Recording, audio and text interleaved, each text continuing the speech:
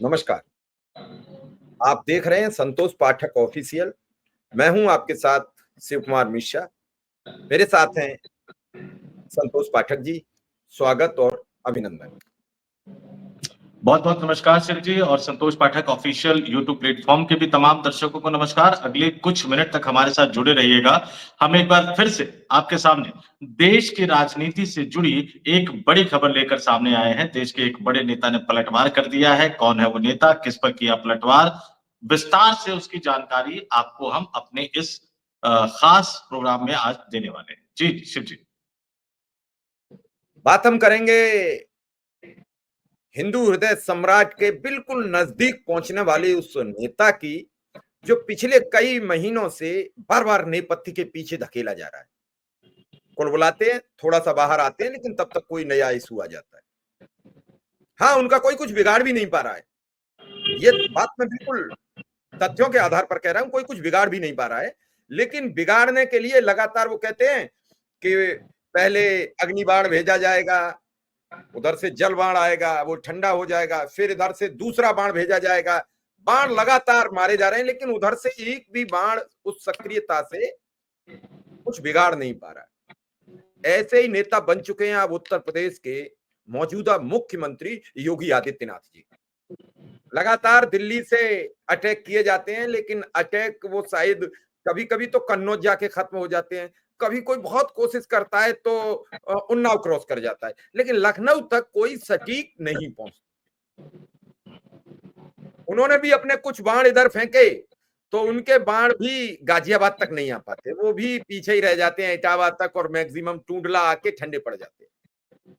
अभी भी उन्होंने प्रयास किया। इससे पहले उन्होंने एक बाण छोड़ा था कि डीआईजी जो डीजीपी साहब थे पूर्व, प्रशांत कुमार जी, उन्हें एक्सटेंशन मिल जाए।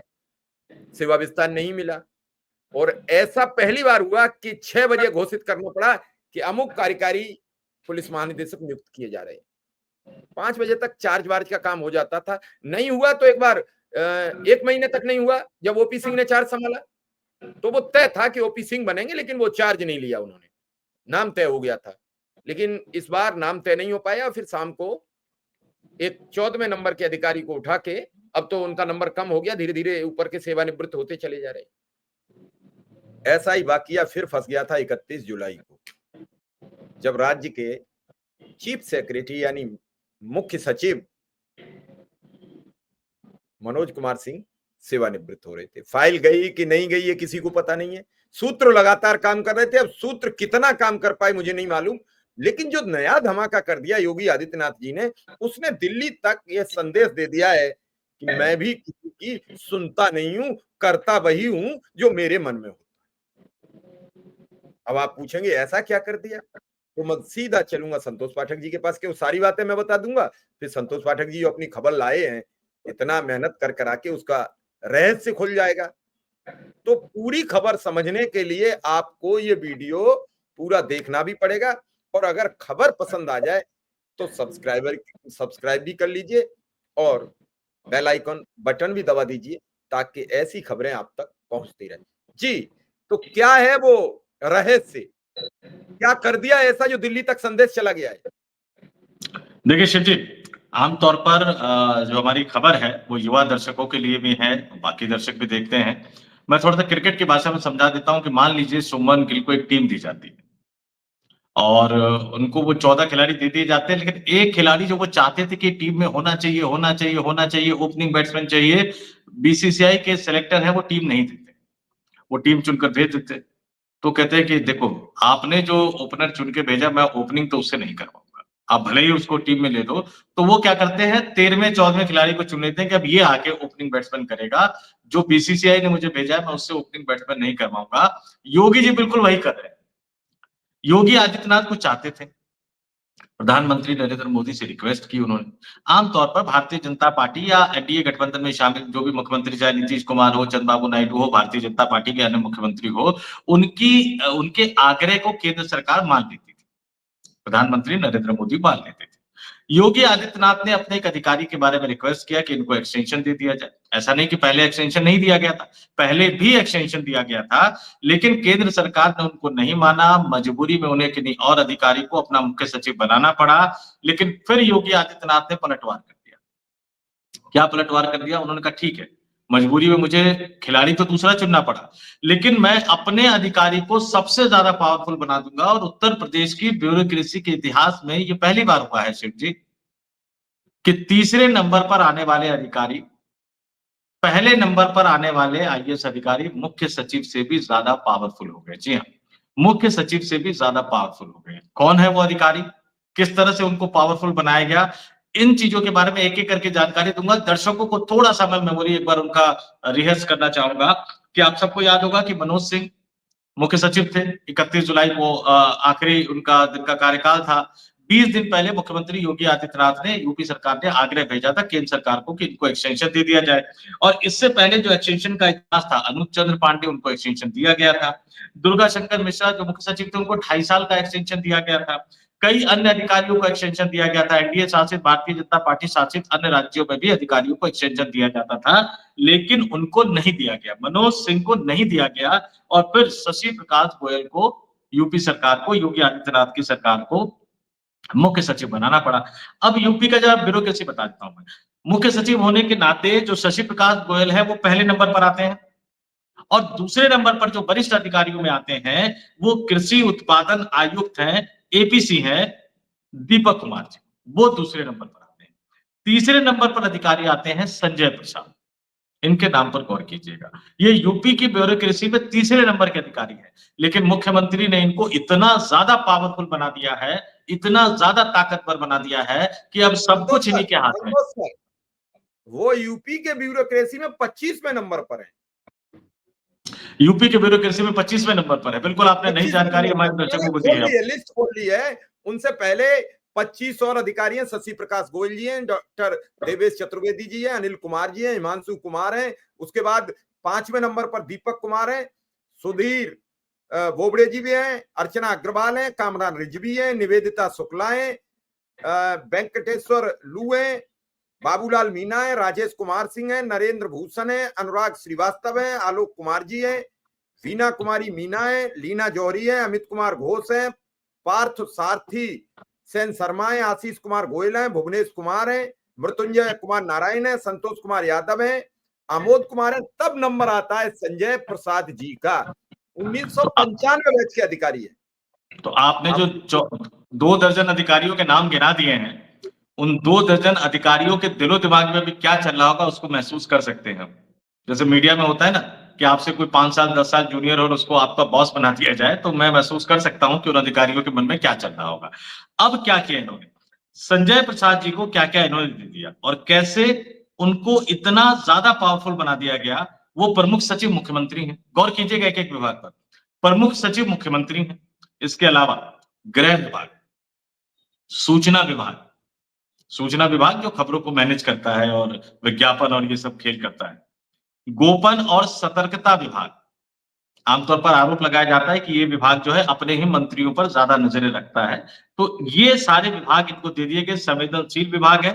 और जो सीएम ऑफिस में जो पंचम तल जो कहा जाता है, अब अगर कोई सबसे ज्यादा ताकतवर नौकरशाह है तो वो 1995 बैच के आईएएस अधिकारी संजय प्रसाद है। और ये मैसेज उन 2 दर्जन अधिकारियों से ज्यादा दिल्ली दरबार में बैठे हुए देश के प्रधानमंत्री नरेंद्र मोदी और गृह मंत्री अमित शाह को दे दिया गया कि आप मेरे मनपसंद, ये पूरी हम अधिकारियों की लिस्ट दिखा रहे हैं कि कौन कौन अधिकारी किस किस नंबर पे हैं।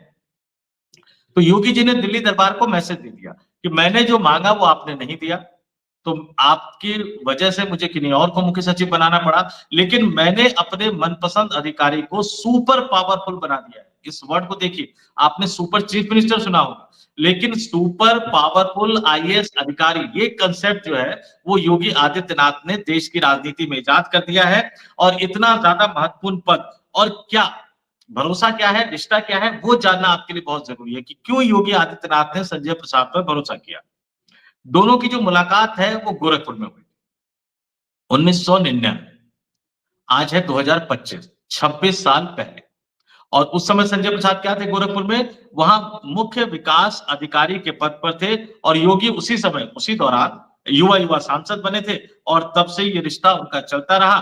2019 में केंद्रीय प्रतिनियुक्ति से लौटने के बाद मुख्यमंत्री ने पहले उन्हें सचिव बनाया 2019 में, और अब 2025 में जब मुख्यमंत्री खुद फंसते हुए नजर आए, दिल्ली दरबार के चक्रव्यूह में फंसते हुए नजर आए, तो मुख्यमंत्री ने उन्हें इतने महत्वपूर्ण और सेंसिटिव विभागों का मुखिया बनाकर उत्तर प्रदेश की ब्यूरोक्रेसी में, उत्तर प्रदेश की नौकरशाही में सबसे ज्यादा पावरफुल पद दे दिया, सबसे ज्यादा ताकतवर बना दिया।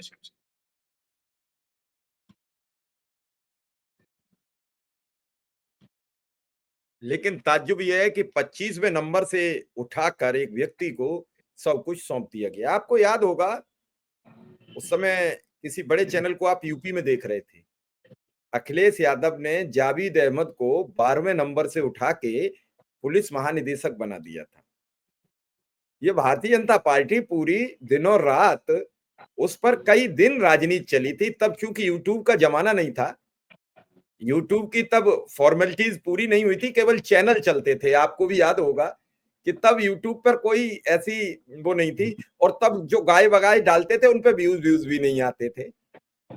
उस समय भी हमारा 1.5 लाख सब्सक्राइबर होता था सब्सक्राइबर, और तब भी हम एक बड़े चैनल से भिड़े थे, तो उसमें वो चैनल चला गया था। हमारा तो दुर्भाग्य है कि हम तो फसल लगाते हैं, तैयार करते हैं, और फिर सच कहना चाहते हैं तो सच को रोकने का जो एक नया सिस्टम चला है कि सच को रोकिए, कैसे रोकेंगे,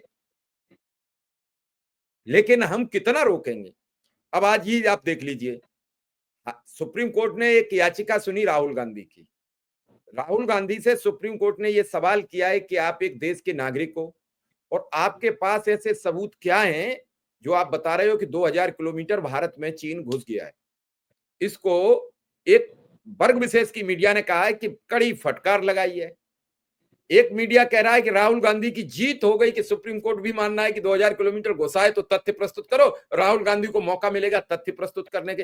दोनों के पॉइंट अलग अलग हैं, जबकि सच ये है कि राहुल गांधी से सवाल हुआ है, अब राहुल गांधी को उसका जवाब दाखिल करना है।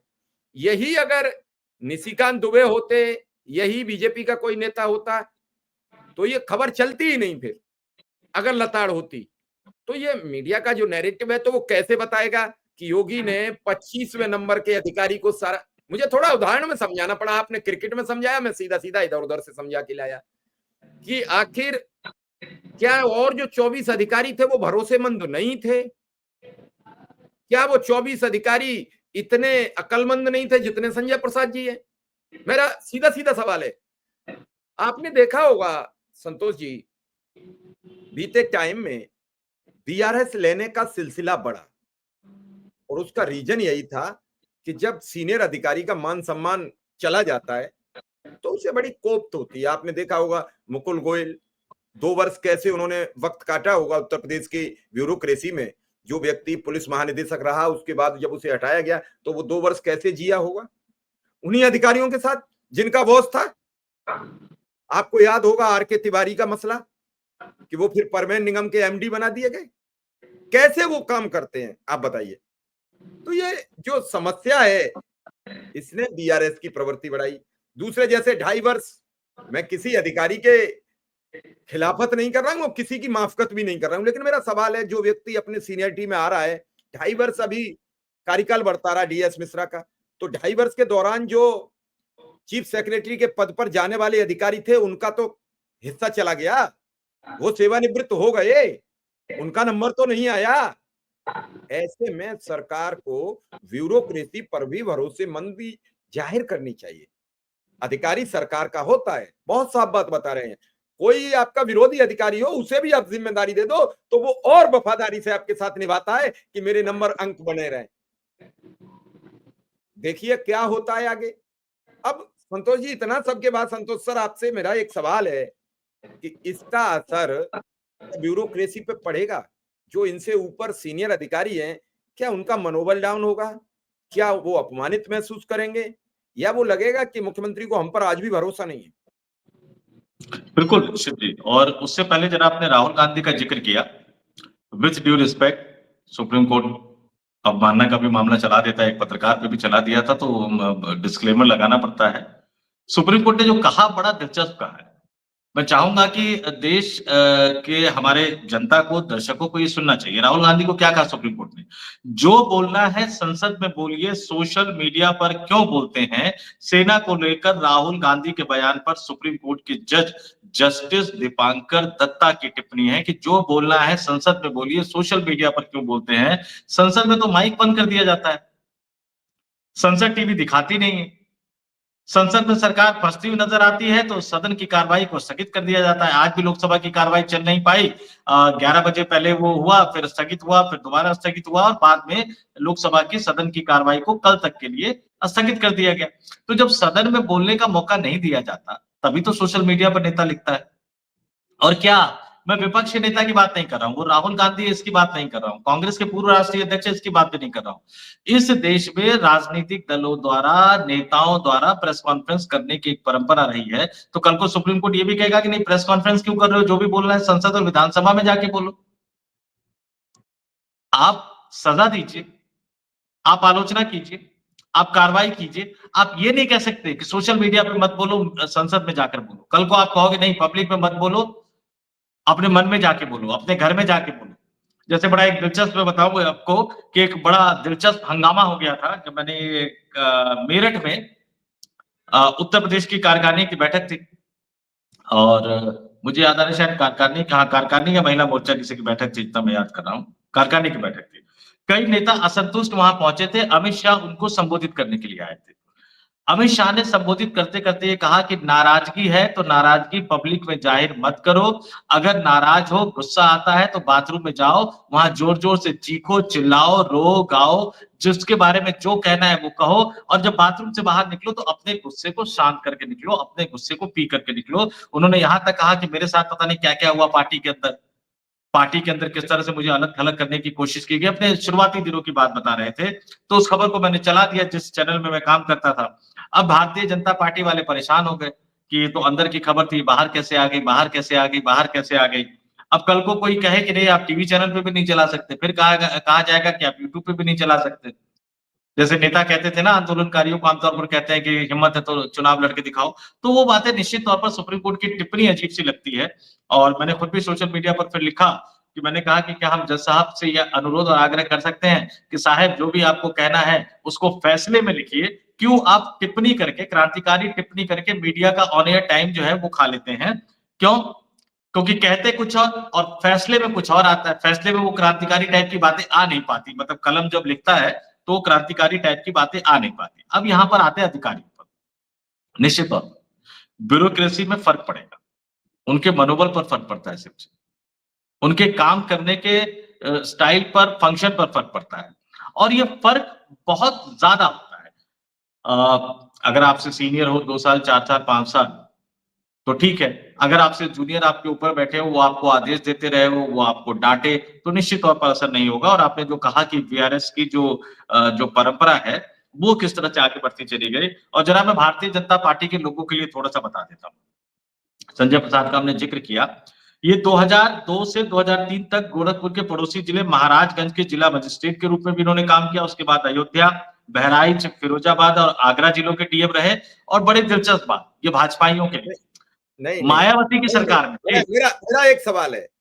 2003 से लेके 2007 तक मुलायम सिंह जी की सरकार रहती है और संजय प्रसाद जी लगातार जिलाधिकारी के पद पर रहते हैं। मैं ये नहीं मान रहा हूं कौन किसका भरोसेमंद है। तो मैं सिर्फ ये कह सकता हूं कि संजय प्रसाद एक ऐसे अच्छे अधिकारी हैं जो अपना सरकार से सेटलमेंट ठीक रखते हैं। वही मैं आपको आगे बता रहा था कि इसमें 2009 में जब मायावती मुख्यमंत्री थी तो उन्हें गृह विभाग का विशेष सचिव नियुक्त किया गया था। और गृह विभाग कितना महत्वपूर्ण होता है ये सब जानते हैं। और 2014 में 6 महीने के लिए अखिलेश यादव के शासनकाल में भी उन्हें गृह विभाग के सचिव के पद पर नियुक्त किया गया था। और इस बीच प्रसाद ने उद्योग, आईटी, जेल, चिकित्सा और स्वास्थ्य जैसे विभागों का प्रभार संभाला और फिर 2015 में वो केंद्रीय प्रतिनियुक्ति पर चले गए। उत्तर प्रदेश की राजनीति में एक और अधिकारी थे, आजकल प्रसार भारती में गए हुए, प्रसार भारती का जिम्मा संभाल रहे हैं, मायावती, अखिलेश यादव, योगी आदित्यनाथ। तीनों के मुख्यमंत्री काल में उन्होंने बिल्कुल महत्वपूर्ण अधिकारी रहे और उनके एक रिश्तेदार भी हुआ करते थे, हरियाणा में थे वो। और हरियाणा में जो 3 मुख्यमंत्री थे, मुझे याद आ रहा है, शायद भजन लाल, बंसी लाल और देवीलाल। आप समझ गए होंगे सहगल साहब का जिक्र कर रहा हूँ। तो उनके जो बिल्कुल। रिश्तेदार थे, वो भी हरियाणा के 3 अलग-अलग धाराओं के मुख्यमंत्रियों के करीबी अधिकारी रह चुके थे। तो कुछ अधिकारियों में एक खास गुण होता है कि जो भी सत्ता में आए उनके करीबी हैं। लेकिन खैर ये ब्यूरोक्रेसी पर जो असर करेगा वो तो करेगा। लेकिन इसका लपोलुआब क्या निकल के आ रहा है कि योगी आदित्यनाथ ने प्रधानमंत्री नरेंद्र मोदी को संदेश दे दिया है। रोक लो आप, आपके हाथ में है, आप एक्सटेंशन नहीं दोगे, आप मुझे मेरे मनपसंद अधिकारी का सेवा विस्तार नहीं करोगे, तो मैं तमाम सीनियरिटी को क्रॉस करते हुए अपने मनपसंद अधिकारी को सुपर पावरफुल बना दूंगा कि मुख्य सचिव भी उनके पास जाए, बाकी अधिकारी भी उनके पास जाए, 2 दर्जन उनसे सीनियर आईएएस अधिकारी भी उनके पास जाए और पूरी सरकार वही अधिकारी चलाए। आपको जो करना है दिल्ली में बैठ के करते रहो, उत्तर प्रदेश में तो वही होगा जो मैं चाहूंगा। और जब ये भावना निकल कर आती है, तो कहीं ना कहीं जो उत्तर प्रदेश में क्रांतिकारी बने हुए घूम रहे हैं पावर, ऊर्जा मंत्री एके शर्मा जी, उप मुख्यमंत्री केशव प्रसाद मौर्य, उप मुख्यमंत्री ब्रजेश पाठक, ये कहीं न कहीं उनको भी मैसेज देने की कोशिश की जा रही है। और यूपी का हाल क्या है? स्वतंत्र देव सिंह जी आज बड़ा पॉपुलर हो रहे हैं सोशल मीडिया पर। वो बाढ़ प्रभावित इलाकों का दौरा करने गए थे और लोग कह रहे हैं कि कुछ नहीं मिला और वो उसको गोल-मट्टा करते हुए नज़र आ रहे हैं। तो ये अपने आप में यूपी सरकार की हालत है, कैसे चल रही है। लेकिन योगी जी महाराज जी ठान कर बैठे हुए हैं कि उन्हें मोदी को संदेश पहुँचाना है, मोदी को सीधे-सीधे बताना है कि रोक सको तो रोक लो, मैं तो आने की तैयारी कर रहा हूँ। और अपने अधिकारियों का, अपने मनपसंद अधिकारियों का पैनल भी तैयार कर रहा हूँ और उन्हें ज़िम्मेदारी भी दे रहा हूँ। आप भले ही मेरे आग्रह को, मेरे अनुरोध को ठुकरा दें।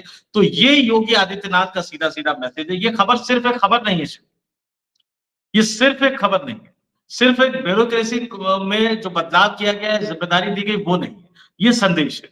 ये राजनीतिक संदेश है। राजनीतिक संदेश किसको? इस समय, क्योंकि उनकी नज़र कहाँ है? दिल्ली आना चाहते हैं। हालाँकि कई बार जब फँस जाते हैं तो कह देते हैं कि लखनऊ से मैं दिल्ली नहीं आना चाहता, वापस गोरखपुर जाना चाहता हूँ। तो वापस गोरखपुर जाकर करेंगे क्या? क्योंकि अगर वो लखनऊ से दिल्ली नहीं आ पाए शिव जी और वापस उनको गोरखपुर जाना पड़ा, तो आप तय मानकर चल लीजिए कि वापस गोरखपुर जाकर हो सकता है कि उनको सांसदी का टिकट भी ना मिले।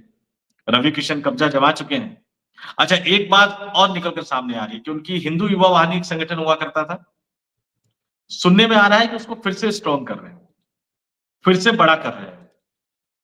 तो समझ लीजिए कि वो कहीं न कहीं एक बड़ी तैयारी करते हुए नज़र आ रहे हैं और उनकी यह बड़ी तैयारी बताती है कि वो दिल्ली दरबार से लड़ने को, भिड़ने को तैयार है, नरेंद्र मोदी और अमित शाह से भिड़ने को तैयार है और बहुत जल्द, जितनी जल्द वो हो सकता है, उसको लेकर वो आगे बढ़ेंगे, अपने एजेंडे को लेकर वो आगे बढ़ेंगे और अपने एजेंडे को लेकर जब वो आगे बढ़ेंगे, हिंदू युवा वाहिनी, इस खबर पे मैं फिर से चाहूँगा कि गौर कीजिए।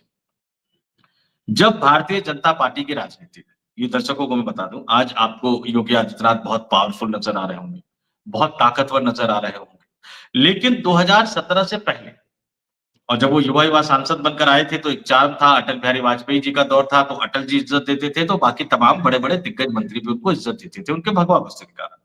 एक दौर ऐसा आ गया कि भारतीय जनता पार्टी के सांसदों ने उनको पूछना, उनको नमस्ते करना तक बंद कर दिया था। कुछ 10, 12, 15 सांसद थे, वो बीजेपी की राजनीति में अलग-थलग पड़ गए थे। तो हिंदू युवा वाहिनी के ज़रिए उन्होंने अपनी ताकत दिखाई यूपी में।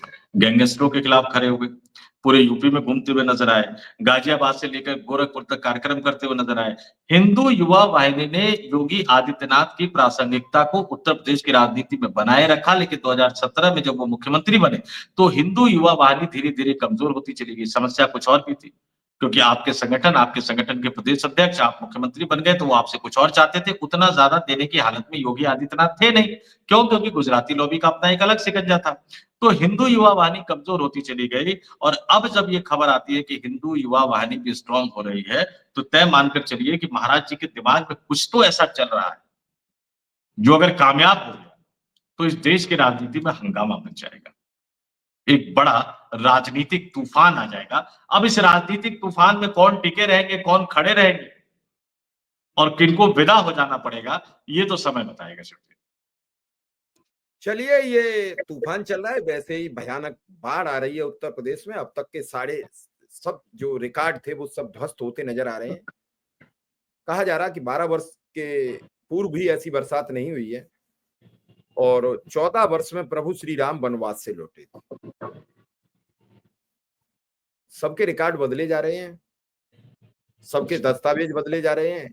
तेजस्वी कह रहे हैं कि मेरा एसआईआर नंबर, ईपिक नंबर 2 बार हो गया। यहाँ अधिकार बदले जा रहे हैं, नीचे इस वाले को ताकतवर बनाया जा रहा है, ऊपर वाले के अधिकार सीमित किए जा रहे हैं। तो ये संदेश दिया जा रहा है कि आप ये सोच रहे हो कि 29 मुख्यमंत्री हैं, उनमें से 20 के आसपास बीजेपी के मुख्यमंत्री हैं, समर्थन से कुछ अपने। तो आप ये सोचो कि मेरी उम्र कम है, मेरा नंबर नीचे है, लेकिन बड़े सूबे का मैं मुख्यमंत्री हूं, तो मैं भी कहीं पहुंच सकता हूं। इसका भी ये संदेश हो सकता है कि नीचे से भी ऊपर जाया जा सकता है। हालांकि कल शाह और मोदी और शाह ने अचानक राष्ट्रपति महोदया से मुलाकात की है। अभी तक कोई खास खबर सामने नहीं आई है। दोनों पक्ष खामोश है, इधर वाला भी खामोश है, वो नहीं बता पा रहा है, उधर वाला भी खामोश है, नहीं बता पा रहा है, क्योंकि लब्बो लुआब सामने आ नहीं रहा है। लेकिन चेहरे बता रहे थे कि सब कुछ ठीक नहीं है। हमने दर्शकों को वो वाकया भी बताया और जैसे ही उसके बारे में कोई बड़ी और जानकारी मिलेगी सबसे पहले हाजिर होंगे, ये मेरा प्रयास रहेगा। बाकी सही खबरों को देखने के लिए इस प्रकार के जितने भी यूट्यूब चैनल हैं उनके संपर्क में रहिए, लेकिन उन्हीं के रहिए जो बिल्कुल ही इस बात पर न उतरे हों कि गलत परोस दे। दोनों तरफ गलत परोसने वालों की कमी नहीं है। जो अच्छे परोसने वाले हैं, गिने चुने, उनसे जुड़े रहें। संतोष पाठक ऑफिशियल को लाइक करें, सब्सक्राइब करें, आगे बढ़ाएं, ताकि खबरों का जखीरा मिले, सच्ची खबरें मिले और आपके मन को सुकून हो कि जो विश्लेषण हमने किया वो सार्थक है, आपके मतलब का है। आपको ये जानना बेहद दिलचस्प और जरूरी है। अगर इस तरीके की खबरें चाहिए तो फिर आपको सब्सक्राइब भी करना पड़ेगा, बेल आइकन बटन भी दबाना पड़ेगा और इस वीडियो को अच्छा लगे तो आगे धक्का दे दीजिए, बढ़ जाएगा। हमारे लिए नहीं, समाज के निर्माण के लिए। और इसी तरह हमारा साथ देते रहें। अगर हमारे विश्लेषण में कहीं कोई कमी खामी नजर आती है, बिल्कुल बेहिचक हमें लिखिए, हम इसका बुरा नहीं मानते हैं, ताकि उन कमियों को हम सुधार कर एक अच्छे ढंग से खबर का प्रस्तुतिकरण कर सकें। आपको ये लगता है कि प्रस्तुतिकरण ठीक नहीं है, तो उस पर भी आप हमें अपने विचार साझा कीजिए। आप सबका आभार, धन्यवाद। संतोष सर का भी आभार और धन्यवाद। बहुत बहुत धन्यवाद शिव जी और तमाम दर्शकों का आभार, धन्यवाद। इसी तरह से अपना प्यार, स्नेह और सहयोग हमारे साथ बनाए रखिएगा। एक बार फिर से बहुत बहुत धन्यवाद, नमस्कार और आभार।